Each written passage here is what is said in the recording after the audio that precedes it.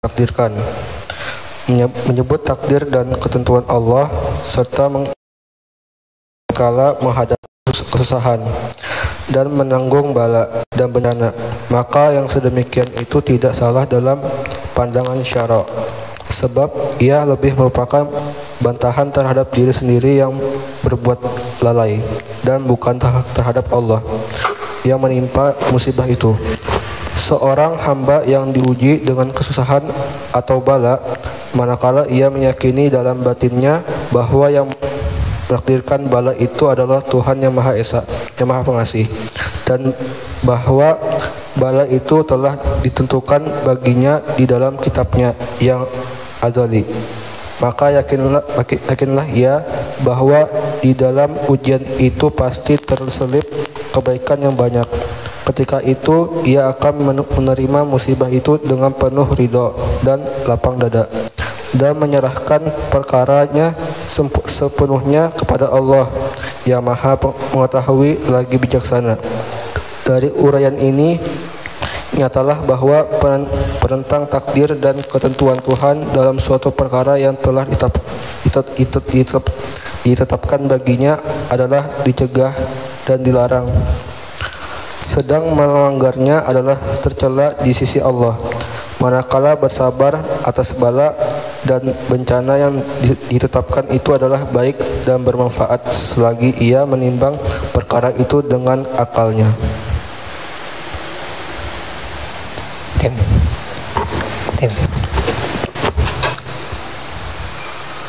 Setiap bencana yang menimpa di bumi dan yang menimpa dirimu sendiri, semuanya telah tertulis dalam kitab Lauh Mahfuz sebelum kami mewujudkannya. Sungguh yang demikian itu mudah bagi Allah, agar kamu tidak bersedih hati terhadap apa yang luput dari kamu, dan tidak pula terlalu gembira terhadap apa yang diberikannya kepadamu.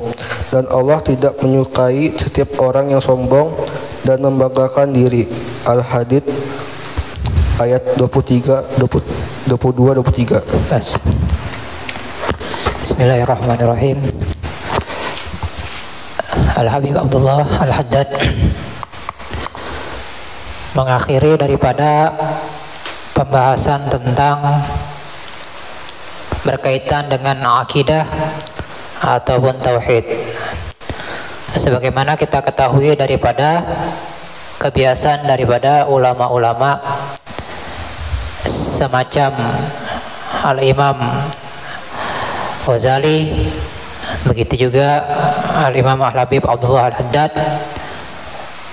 kebanyakan di kitab-kitab mereka itu diawali dengan pembahasan masalah akidah, kemudian dilanjutkan dengan masalah syariat atau ilmu fikih, dan disertai dengan ilmu tasawuf. Nah, ini pembahasan terakhir daripada tentang bagaimana etikat kita yang seharusnya kita pahami daripada akidah Ahlussunnah wal Jamaah, sebagaimana yang dikatakan Nabi, yaitu akidah yang beliau pegang dan para sahabat-sahabat dan Khulafaur Rasyidin setelah beliau. Nah, itulah akidah yang benar, yang mana beliau namakan akidah Ahlussunnah wal Jamaah. Nah, di sini beliau memperlebar pembahasan tentang masalah qadha dan takdir. Beliau sudah menjelaskan bagaimana kita sebagai orang yang beriman kepada Allah Subhanahu wa taala dan Rasulnya dalam mensikapi masalah qadha dan qadar. Sudah kita ketahui daripada kewajiban atau rukun iman yang keenam adalah kita beriman terhadap qadha dan qadar. Itu semua datang daripada Allah, baik ataupun buruk, itu semuanya daripada Allah Subhanahu wa taala. Sehingga di sini perlu penjelasan dan pemahaman daripada kita tentang bagaimana mensikapi masalah qada dan qadar. Sebelumnya beliau menjelaskan daripada dua hal yang harus kita hindari daripada masalah qada dan qadar.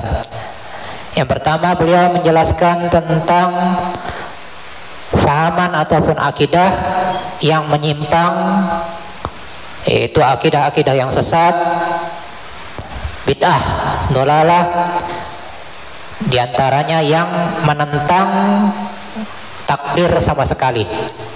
Jadi misalnya, kenapa kau bisa sholat? Wah, ini semata-mata usahaku. Jadi dia tidak mau mempercayakan, menisbahkan apa yang dia peroleh daripada keberhasilannya atau usahanya yang sukses itu kepada takdir. Aku bisa kaya, ini memang usahaku. Tidak ada itu namanya takdir-takdir. Tidak ada, aku bisa berhasil karena memang usahaku. Nah, ini dinamakan Qadariyah. Dan ada lagi Jabariyah. Ini sebaliknya, dia memukul rata semua, dia sandarkan kepada takdir. Kenapa kau bisa berhasil? Takdir. Kenapa kau mencuri? Takdir. Semua disandarkannya kepada takdir. Ini juga akidah yang salah, yang sesat. Begitu juga Mu'tazilah. Mu'tazilah mereka memukul rata daripada usaha. Kalau akidah Ahlussunnah wal Jamaah, kita tetap ada usaha. Jadi harus ada usaha, tetapi semua kembali kepada takdir. Dan ada adabnya. Kalau berkaitan dengan kebaikan, maka kita boleh mengucapkan dengan lisan kita bahwa ini adalah takdir atau sudah daripada Allah Subhanahu wa taala. Tapi apabila sesuatu yang jelek, maka kita sandarkan kepada diri kita kejelekan. Kenapa kok bisa sakit? Oh, takdir. Nah, ini nggak boleh. Boleh kita, kenapa sakit? Oh, ini mungkin salahku nih, kebanyakan makan misalnya, atau macam-macam. Boleh dia ucapkan dengan lisan. Nah, tapi diusahakan di batinnya, di pikirannya, dia meyakini bahwa semua datang daripada Allah Subhanahu wa taala. Tetapi di lisan dia boleh menyandarkan yang jelek-jelek itu, yang tidak baik itu kepada nafsunya, kepada dirinya, jangan kepada takdir. Nah, kemudian yang kedua, daripada hal yang kita hindari daripada masalah qada dan qadar adalah kita jangan menisbahkan, menyandarkan, mengatakan bahwa seseorang, misalnya kita melihat perbuatan yang tidak baik. Oh, si fulan itu mencuri. Oh, itu takdir. Ini beda hal. Tadi daripada diri kita. Ini kalau kita melihat orang lain. Kalau yang pembahasan pertama tadi berkaitan dengan diri kita masing-masing. Ini masalahnya kalau berkaitan dengan orang lain. Si bapak melihat anaknya misalnya main judi misalnya. Oh, tuh anakmu main judi, takdir. Nah, tidak boleh. Jadi dia harus amar ma'ruf nahi mungkar terhadap yang menjadi tanggung jawabnya. Jangan menyandarkan kepada takdir. Sesuatu yang menjadi kewajibannya yaitu amar ma'ruf nahi mungkar.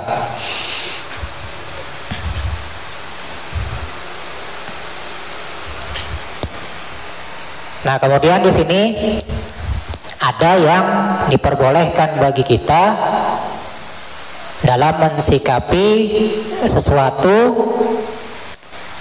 dengan kita menyandarkan atau mengatakan bahwa itu daripada takdir Allah. Yaitu manakala kita misalnya mendatangi atau mentakziah atau menjenguk orang sakit. Menjenguk orang sakit. Nah, kalau tadi pembahasan pertama kita yang sakit, ini kita menjenguk orang sakit.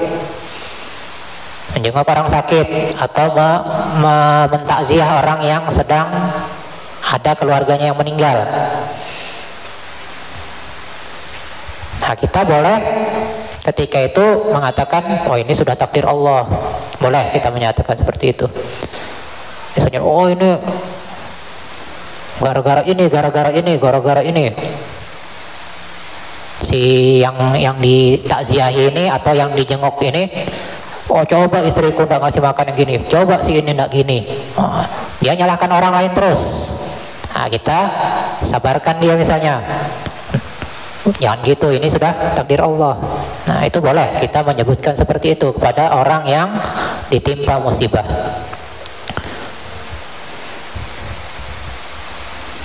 Tujuannya apa? Hikmahnya apa? Nah, manakala seseorang kita beri penjelasan seperti itu, ini adalah takdir daripada Allah Subhanahu wa taala. Dan dia sudah paham. Oh iya, ini takdir Allah. Ya. Oh, dan aku pernah dengar katanya yang ditakziah ini atau yang dinyuk. Oh iya, kalau sabar dan sabar dan menyatakan ini adalah ujian daripada Allah Subhanahu wa taala. Nah, ini pasti dapat balasan yang baik di sisi Allah Subhanahu wa taala. Akhirnya dia mendapat kebaikan daripada apa yang disampaikan daripada kita, bahwa ini adalah daripada takdir. Akhirnya orang ini sadar dan dia bisa menyadari bahwa ujian daripada Allah Subhanahu wa taala. Manakala seseorang sabar, maka dia bakal mendapat kebaikan daripada Allah Subhanahu wa taala. Nah, ini membawa hikmah, membawa hasil kepada orang yang kita jenguk tadi, orang yang kita sabarkan tadi, dia bisa mengingat kepada Allah Subhanahu wa taala.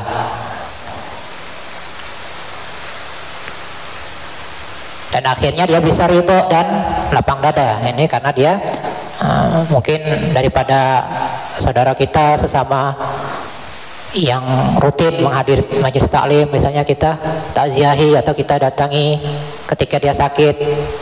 Oh, ini kata Habib gini, kata Ustadz gini, ini takdirin. Oh iya, kemarin penjelasan seperti ini. Nah, ini kalau orang yang sabar, kalau dia sakit, nah, maka ini meningkatkan daripada derajatnya. Misalnya sadar dia ketika kita nasihati, kita sebutkan bahwa apa yang menimpa dirinya adalah takdir. Nah, jadi beda halnya kalau diri kita yang sakit. Ini orang lain yang sakit, boleh kita mengatakan kepadanya ini takdir. Tujuannya apa? Supaya orang ini bisa menerima bahwa apa yang dia dapatkan itu adalah sebagai ujian daripada Allah Subhanahu wa taala. Manakala dia sabar, maka Allah akan menjadikan atau memberikan kepadanya balasan yang besar di sisi Allah Subhanahu wa taala. Jadi harus kita bisa memilah-milah.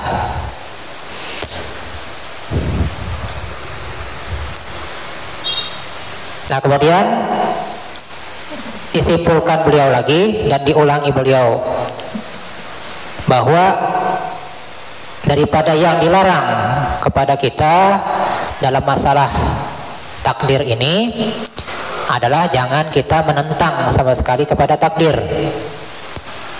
Dilarang kepada kita untuk menentang yang namanya takdir dan ketentuan Allah Subhanahu wa taala. Begitu juga dalam masalah amar ma'ruf nahi mungkar tadi.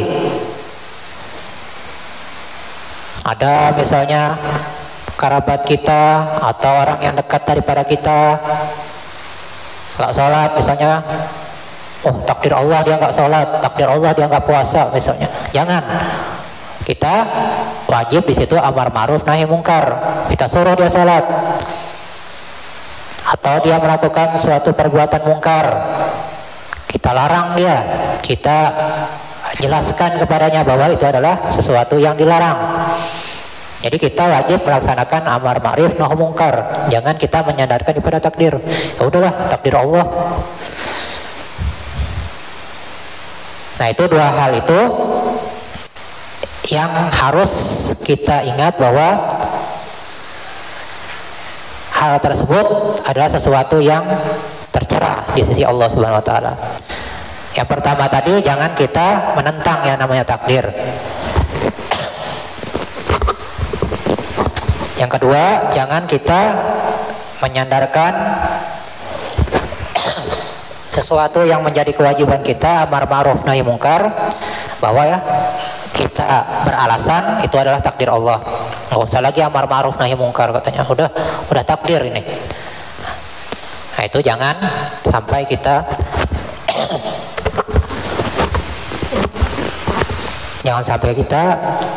menyandarkan takdir kepada sesuatu yang menjadi kewajiban kita untuk melaksanakan amar ma'ruf nahi mungkar. Karena apa? Karena kita bisa menimbang, karena kita diberi akal bahwa ini adalah sesuatu yang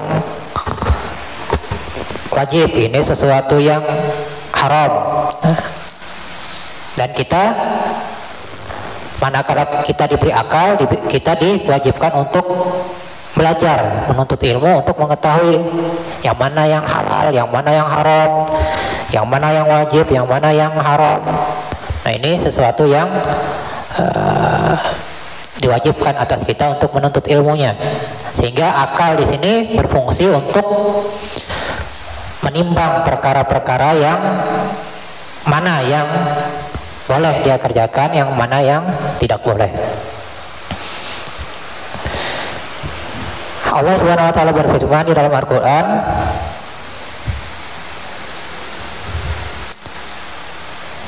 nah, yang mananya bahwasanya apapun yang terjadi di dunia ini, jadi apa yang terjadi di bumi ini, misalnya gempa bumi, banjir, tsunami dan lain sebagainya, begitu juga terhadap dirimu, sakit dan lain sebagainya, ditimpa musibah, itu semuanya telah tertulis di dalam kitab Lauhul Mahfuz. Jadi semua sudah ditetapkan oleh Allah Subhanahu wa taala. Sudah ada tercantum di dalam Lauhul Mahfuz sebelum kami mewujudkannya. Artinya sebelum ada makhluk itu sudah ditetapkan Allah.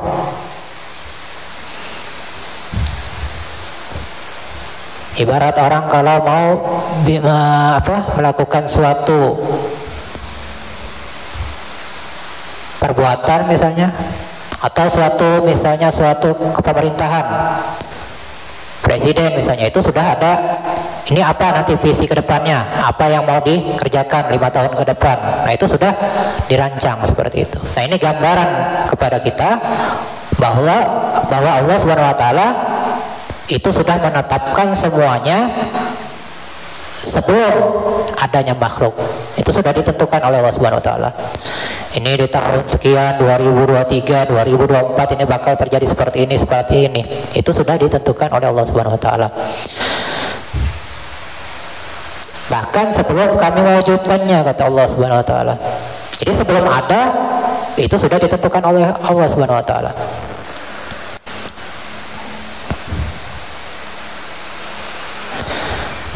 Sungguhnya yang demikian itu mudah bagi Allah Subhanahu wa taala. Tujuannya apa? Agar kamu tidak bersedih hati terhadap apa yang luput dari kamu. Jadi kalau misalnya kita terlewatkan sesuatu yang kita harapkan, misalnya, wah aku nggak berhasil misalnya mendapat jabatan ini, ya udah kita ingat bahwa ini takdir Allah Subhanahu wa taala. Karena dia sudah ditakdirkan dia tidak bakal mendapatkan jabatan itu. Udah, dia tidak bakal bersedih karena dia mengetahui bahwa itu sudah menjadi ketentuan Allah Subhanahu wa taala. Dan tidak pula terlalu gembira terhadap apa yang diberikan kepadamu. Dapat misalnya rezeki nombok, misalnya dapat penghasilan yang besar, dapat kedudukan dan lain sebagainya. Kita ingat bahwa ini semata-mata takdir daripada Allah Subhanahu wa taala. Udah, kita tidak terlalu gembira, melainkan kita semata-mata bersyukur kepada Allah Subhanahu wa taala karena sudah menetapkan hal tersebut kepada dirinya. Nah, jadi udah, tidak bergembira terlalu berlebihan, melainkan dia bersyukur sebagaimana mestinya yang diperbolehkan baginya dan dianjurkan kepada dirinya bagaimana bersyukur yang layak. Sebagaimana kita ketahui bahwasanya makna syukur di situ adalah bahwa kita memperlakukan, mentasarufkan sesuatu nikmat tersebut kepada yang semestinya. Kita diberikan misalnya oleh Allah Subhanahu wa taala, dikasih sepeda motor misalnya. Ya udah, kita pergunakan sebagaimana yang dikehendaki oleh Allah Subhanahu wa taala. Ini hendaknya dipakai buat kebaikan. Jangan digunakan untuk perbuatan mungkar. Nah, untuk membantu orang misalnya. Jadi kita perlakukan nikmat tersebut sebagaimana mestinya. Itu yang dinamakan syukur. Nah, itu kegembiraan yang selayaknya kita tampakkan manakala kita mendapat suatu nikmat yang kita harapkan. Sehingga Allah Subhanahu wa taala mewanti-wanti kita bahwasanya Allah tidak menyukai, artinya tidak menyukai di sini bakal memberikan ganjaran yang setimpal kepada orang yang sombong dan membanggakan diri. Oh, jadi dia diberi nikmat, dapat sepeda motor, udah dipakai kebut-kebutan, dipakai untuk perbuatan-perbuatan yang tidak baik. Kemudian dia dengan berbangga-bangga, itu kata Habib tadi, wah knalpotnya dinyaring-nyaringin dan lain sebagainya, yang bisa menimbulkan ketidaksukaan daripada orang lain. Maka Allah mewanti-wanti di sini, Allah tidak menyukai setiap orang yang sombong.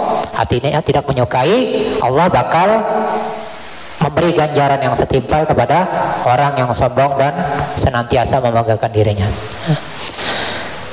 Nah, semoga kita dilindungi daripada perbuatan-perbuatan sombong, perbuatan-perbuatan membanggakan diri kita, dipelihara oleh Allah Subhanahu wa taala daripada hal-hal yang tidak baik, hal-hal yang dilarang daripada kita, terutama yang berkaitan dengan takdir tadi, dan kita senantiasa dijaga oleh Allah Subhanahu wa taala, senantiasa dalam akidah Ahlussunnah wal Jamaah, senantiasa istiqomah dalam menuntut ilmu, senantiasa istiqomah dalam mencintai Allah dan Rasulnya, begitu juga orang-orang yang saleh, sehingga kita kelak dikumpulkan oleh Allah Subhanahu wa taala bersama Rasulullah SAW, bersama para sahabat dan bersama para syuhada wa salihin.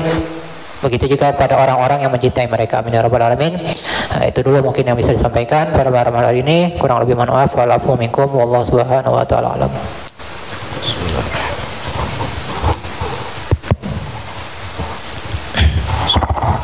Ya Rabbu ya Karimu, Ya Hayyu ya Qayyumu, Ya Man bina rahimu wa fadluhu